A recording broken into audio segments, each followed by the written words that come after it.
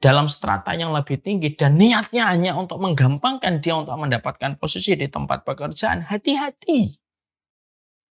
Ini bisa menjadi objek dari hadis yang disampaikan oleh Rasulullah tadi. Orang yang mencari ilmu yang dia niatkan harusnya karena Allah. Semua ilmu harus karena Allah.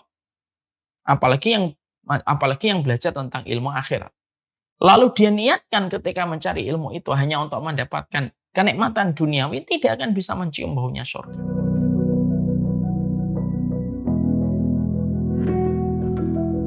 Barulah ilmu bisnis yang dia pelajari itu betul-betul memberikan kepadanya sebuah kemuliaan. Jadi tidak bisa orang itu menyampaikan semua ilmu semacam bahwasanya semua ilmu itu akan mendapatkan kemuliaan. Karena yang betul-betul mendapatkan kemuliaan tadi maqala Allah wa qala Rasul. Bagaimana dengan mereka yang belajar ilmu kedokteran, ilmu matematika? Ya semuanya tetap akan mendapatkan pahala berdasarkan niat yang dia miliki dan berdasarkan kepada niat yang dia miliki, mencarinya karena Allah. Yang kedua, niatnya pula ketika mempelajari itu untuk memberikan manfaat kepada agama Allah dan kepada urusan kaum muslimin dan bukan hanya terhenti pada urusan duniawi yang sedang dia bangun. Ingat ya, kita tentunya paham. Baik orang yang mempelajari ilmu dalam urusan akhirat ataupun yang mempelajari ilmu dunia, maka mereka memiliki posisi yang sama.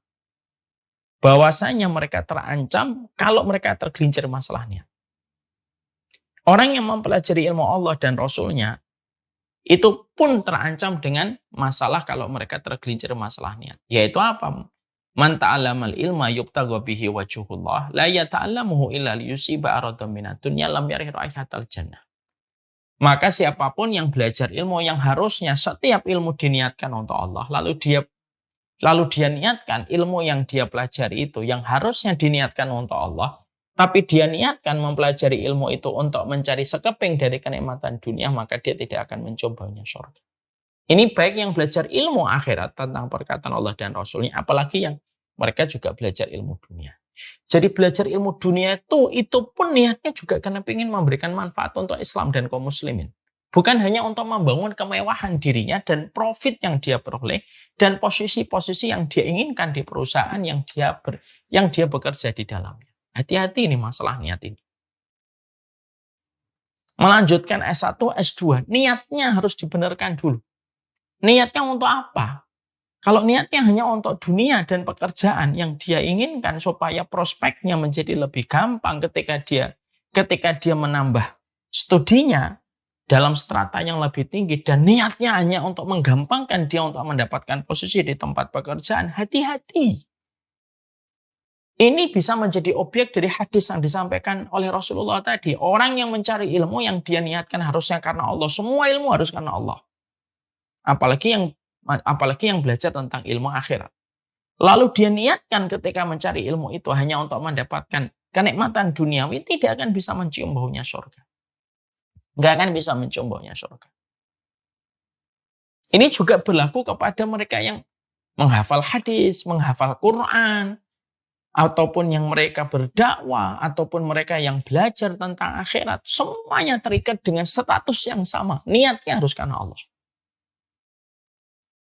Sekalinya ada seseorang yang dia belajar, lalu ada niat yang terselip pada hatinya, niat untuk meraih kemudahan dunia itu lebih dominan daripada niat untuk mendapatkan ridhonya Allah. Di balik setiap pekerjaan, di balik setiap prosesnya dia mencari ilmu, tidak akan mencium bau surga, dan itu termasuk dosa yang sangat besar di hadapan Allah. Karena Allah paling benci manusia yang menduakan niatnya ketika mencari ilmu, padahal ilmu datang darinya.